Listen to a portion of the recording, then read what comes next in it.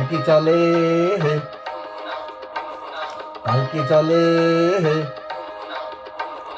পালকি চলে পালকি চলে পালকি চলে গগন তলে আগুন জ্বলে পালকি চলে গগন তলে আগুন জ্বলে স্তব্ধ গায়ে আদুল গায়ে যাচ্ছে কারা রৌদ্রে সারা ময়রা মুদি চক্ষু মুদি কাটায় বসে ঢুলছে কষে দুধের চাচি শুষছে মাছি উঠছে কত গো ভন ভনিয়ে আসছে কারা হনহনিয়ে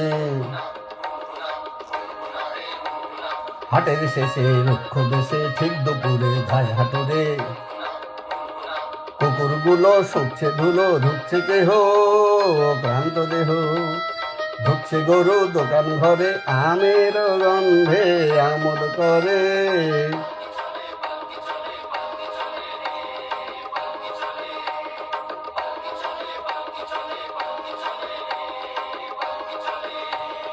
পালকি চলে পালকি চলে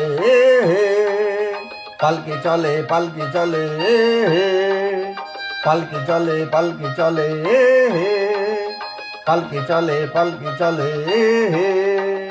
দুলকি চালে নৃত্য তালে ছয় বেহারা জোয়ান তারা গাম ছাড়িয়ে আগ বাড়িয়ে নামলো মাঠে তামার টাটে তপ্ত তামা যায় না থামা উঠছে আলে নামছে গাড়ায় পালকি দোলে ঢেউয়ের নাড়ায় পালকি দোলে ঢেউয়ের নাড়ায় ঢেউয়ের দোলে অঙ্গ দোলে রে মেঠো জাহাজ সামনে বাড়ে ছয় বেহারার চরণ দাঁড়ে ঢেউয়ের দোলে অঙ্গ দোলে রে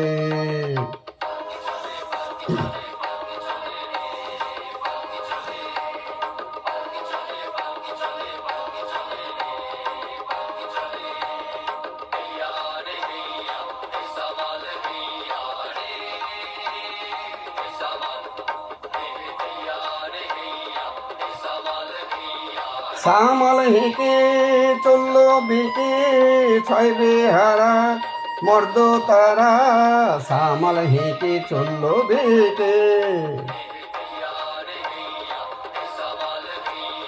জোরহাটুনি খাটনি ভারী মাঠের শেষে তালের সারি জোরহাটুনি খাটনি ভারী টাকাই দূরে শূন্যে ঘুরে চিলফুকারে মাঠের পারে গরুর বাটান গোয়াল খানা আই গো গায়ে রইসি মানা আহা ওই গো গায়ে রইসি মানা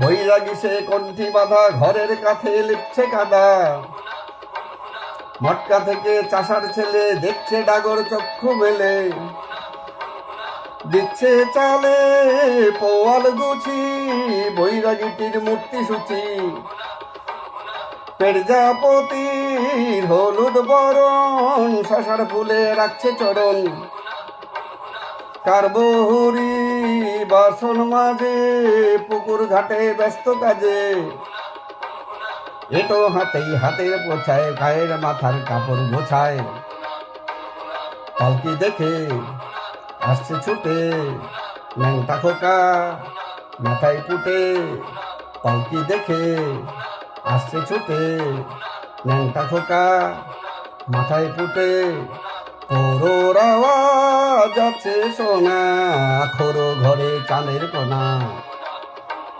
পাঠশালাটি দোকান ঘরে গুরু মশাই দোকান করে বড় ভিটের পোতার পরে শালিকি নাচে ছাগল চড়ে গ্রামের শেষে অসৎতলে বুমুর ডেরায় চুল্লি জলে হে গ্রামের সীমা ছাড়িয়ে ফিরে পালকি মাঠে নামলো ধীরে আবার মাঠে তামার কাটে, কেউ ছোটে কেউ কষ্টে হাঁটে, মাঠের মাটি রৌদ্রে ফাটে, পালকি মাতে আপন নাটে, শঙ্খ চিলে সঙ্গে যেতে পাল্লা দিয়ে মেঘ চলেছে, তাতা রসি তপ্ত রসে, বাতাস সাঁতার দেহ রসে রে, গঙ্গা ফড়িং লাফিয়ে চলে, বাঁধের দিকে সূর্য ঢলে, বাঁধের দিকে সূর্য ঢলে রে।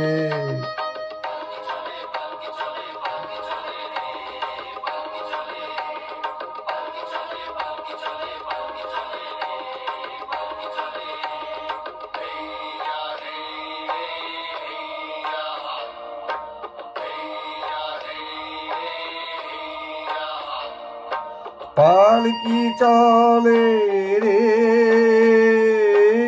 অঙ্গ টলে রে,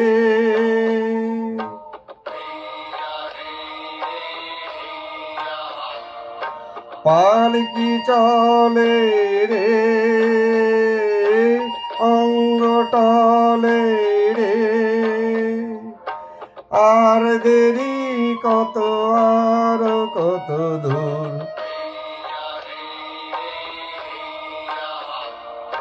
পালকি চলে রে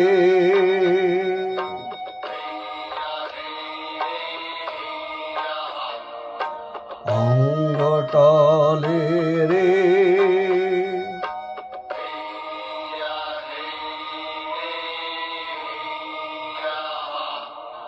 সূর্য ঢলে রে।